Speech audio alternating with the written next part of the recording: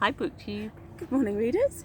Tilly here from Tilly's Shelf. And Rose from Scally Dandling about the books. And we're back for a bit of a combination video. We're back for another discussing drama. Yeah. And we're back for Stories from Ukraine number 2. So a couple of months ago now I said this was going to be a project that I was going to do over 6 weeks. To think a little bit longer term. Say 6 months. Say 6 months, instead. yes. We actually... bit like the Russians invading Ukraine, oh, you know. Yeah, well, Yeah. a bit dark. Yeah, a bit dark. So we actually recorded this video back in May, but the recording failed to save, and then for work reasons we weren't able to revisit it but we are now. any sooner. But we're back, and we're just on the last day of a festival, so we might look a little bit scruffy. And the camera setup is a bit ramshackle. It's a bit unstable. So I'll try and keep my head down, so, you know. We need a tree stump. Anyway, we're giggling away happily, but this is quite a serious play about a serious topic. Dark. Yeah, quite dark. Do you want to start by introducing I will introduce it. So the play is called The Grain Store, and it's by a Ukrainian author, Natal'ya Vorozhbit.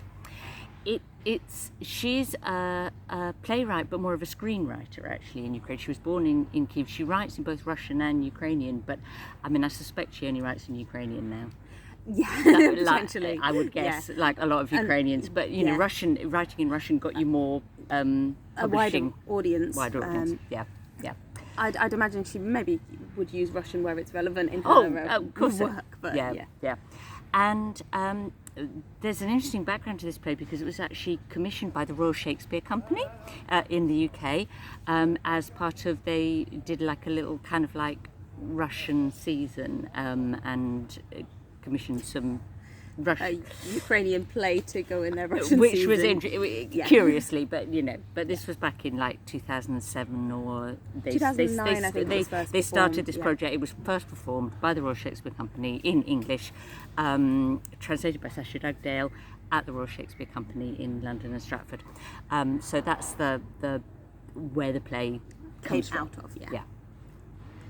So what's the play about? So it's called The Grain Store, which I think you already said, and basically it focuses on a period of Ukrainian history known as the Holodomor. So Holod means hunger, and Mor means kind of like death or extermination, and this is sadly quite topical, I suppose, because it's about it's a man-made famine, really, and there wasn't exactly a shortage of food, but due to Soviet policies, and in particular the drive towards collectivization, grain was moved into stores. It was distributed to certain areas. So, for instance, towns got priority, particularly towns with industrial processes going on. And what that led to was starvation in rural areas, and estimated, very wide estimates, range of, because there's not really precise records, estimate 5 million people died across the Soviet Union, of which 3.9 million were in Ukraine, and particularly focused on sort of like the centre-east of Ukraine, in what's called the steppe and the forest steppe region, which are very richly agriculturally productive. Like if you go to these places, there's a huge amount of fertility to the land, there's a huge amount of sort of knowledge of how to grow things well, and all of that was kind of taken away from people, and people were then left starving. There were multiple accounts of cannibalism, multiple accounts of mass graves. It was really very, very bleak, and what Natal'ya Vorozhbit does is she tells the story of that Holodomor period, starting from, I think it starts in 1929, and then it builds towards, through the processes of gradually seeing collectivization build throughout the play, gradually seeing Soviet policies change people's lives throughout the play in this village where they're focused. And I think the crucial thing to understand, which you're explaining really, is that this was a man-made famine. Yes, that's what I mean. It was entirely driven by policies. Yeah. And in the play, it does refer to the fact that in a lot of cases there was grain physically in the town. There was grain in the play. There is the grain store stored in the church, which has been repurposed as a grain store, but the villagers are not allowed to access it. Yeah. And there were a couple of kind of facets to this, and one facet was that the sort of the middle, what was seen as maybe like the middle upper class farmers, the people who had been working the land for generations, who really knew how to manage the land. The rich peasants, Yeah, basically. yeah. It's not like they're not like you know, your idea of a landowner is sort of huge, whereas but yeah, the people, kulaks, called kulaks, were often deported. So the people with the knowledge and expertise to do the agriculture were moved away, and even groups of agitators went from house to house, stealing people's food and taking people's food, and giving anyone food or keeping back some food was seen as a crime, and it was. And I think there's an assumption that this was not just like that.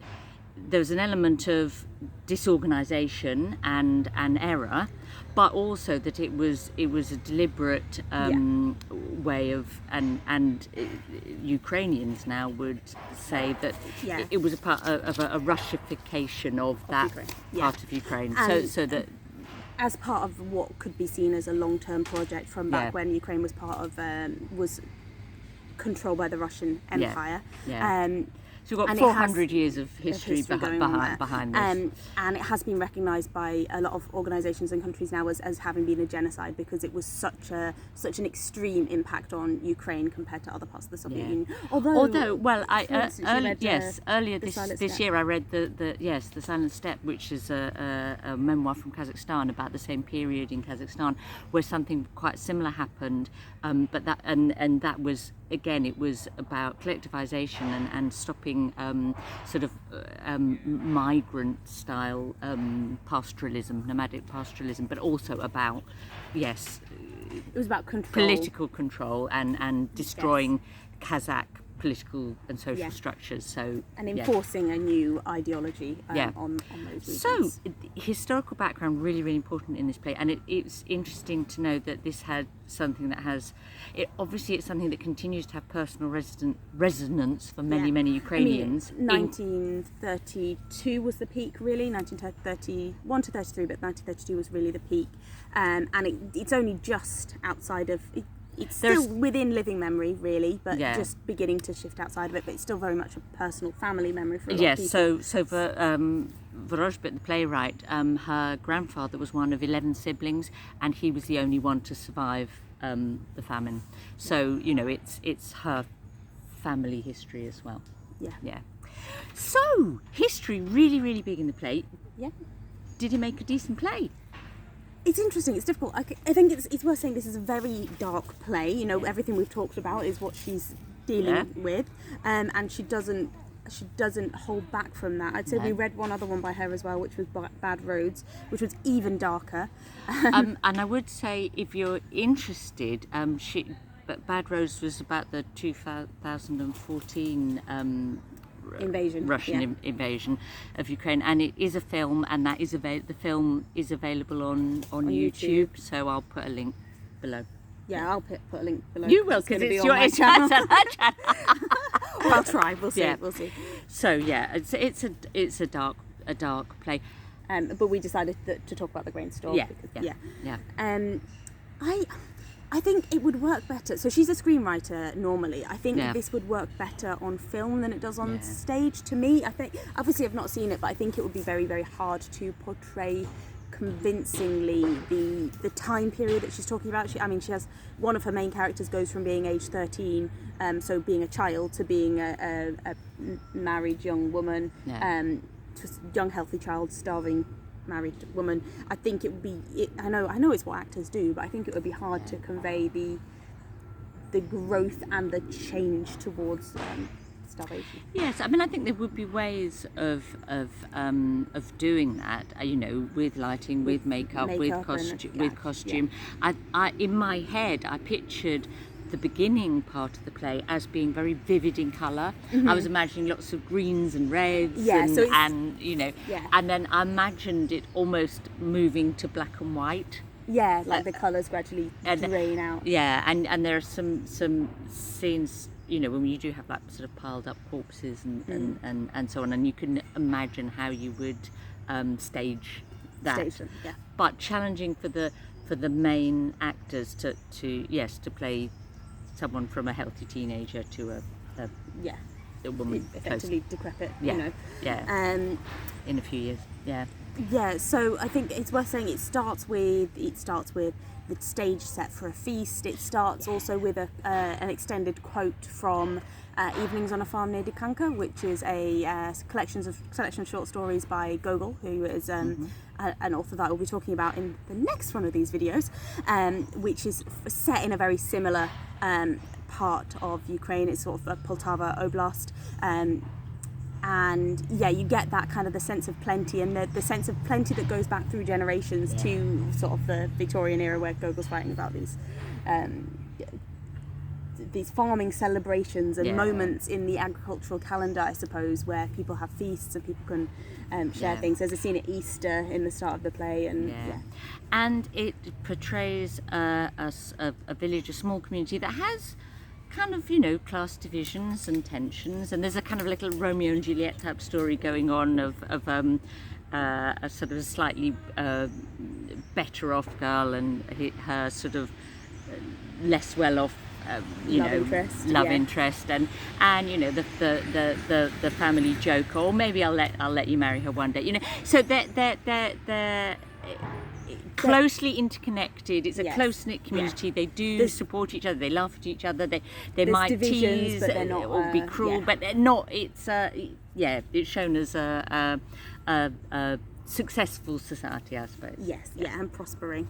And I suppose that relationship between the like you say, the Romeo and Juliet type relationship between Arce and Mokrina, I think their names are, and Arce being the young man, that is one of the things that becomes progressively darker and darker as the play goes on, because Arce being a young, effectively a young disaffected man, and there's some comments about his family having had things given to them to kind of help them to build up and not having managed to prosper, and he, as it being in that kind of disaffected youth bracket, becomes one of the members of the Soviet, I'm looking for the right word, he becomes a party member essentially, and becomes one of the enforcers. You know, he's climbing up to the top of the church and pulling down the bell, which upsets everyone in the village, but it gives him a role, and it gives him a sort of a status that he didn't have before.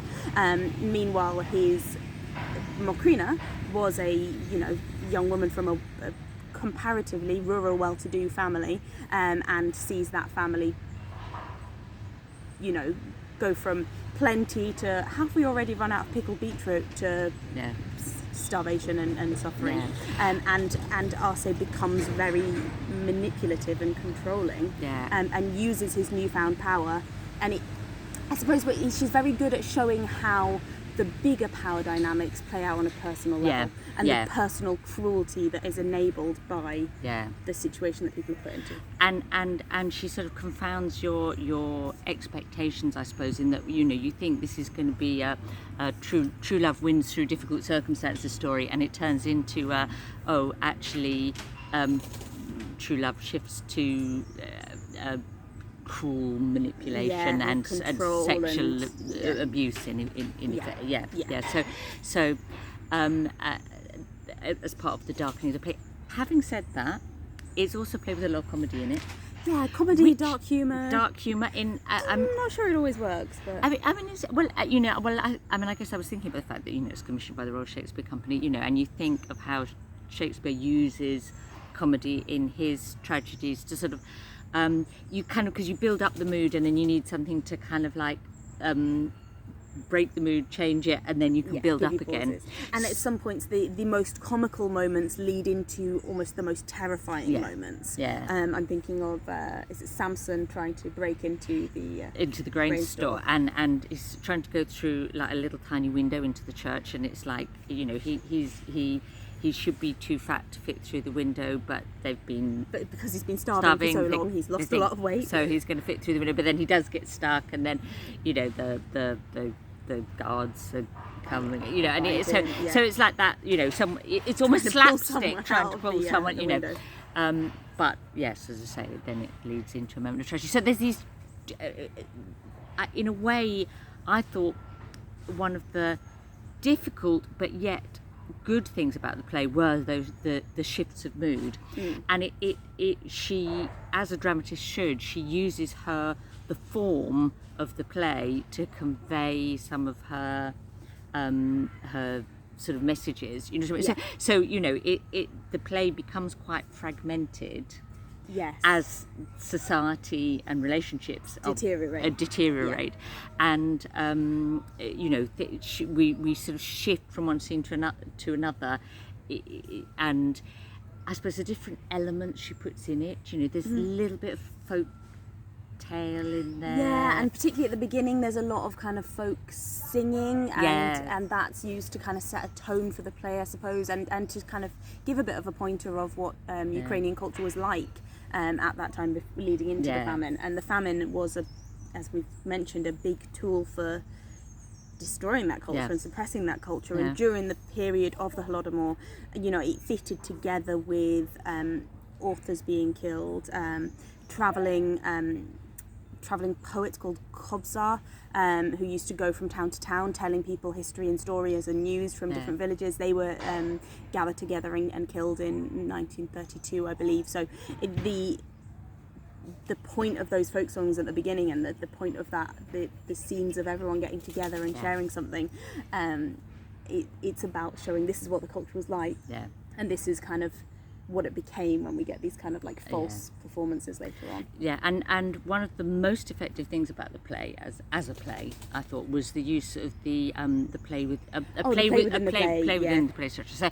So the sort of the traditional storyteller, news bringer, Kobzar role is replaced by a sort of agitprop sort of propaganda troupe. Little troupe of propaganda players that go around and put on little plays to explain, this is the glories of collectivization and why we need to do things like this now, and that is really effectively used, and the way you see their little propaganda thing then sort of break into life and reality.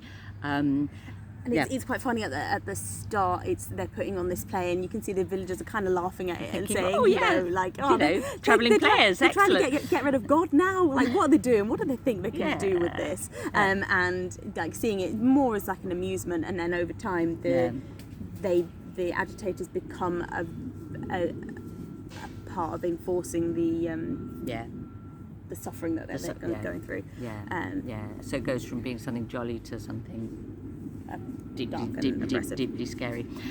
And I was impressed by the structure of the play, which was quite complex, and I thought that could work really well in performance. Yeah. And a play within a play, again, you can see, I mean, the influence of the RSC potentially. Yes. Although Vorozhbit, makes the point that she didn't particularly grow up on Shakespeare. She was not thinking of herself as being directly inspired by that. But you can. But plays within plays are like really embedded theatrical tradition, aren't they? Yeah. Do we think we're? I think all right there. I think. I think let's. We don't want this to be too long. Yeah. So I think what I would say is it is fairly readily available and is well worth a read. It was recommended to us. It was recommended. Oh, and now I haven't got my notes. So a really kind person, and I will find it for you. Yes, because it was months ago now. Recommended this, and Fox Folios. Yeah. So I'll put a link to her channel as well. And I think she's commented. She kindly sent us a copy of the play, so that was. But it is available, and I would recommend it, or Bad Roads. Bad Roads, which is. But be prepared for something. But be prepared for something quite tough. Yeah. Okay. Thank you very much for watching, and we'll be back next month with another discussing drama. Yes. Having missed a couple of months, but we'll get back on a roll. Bye.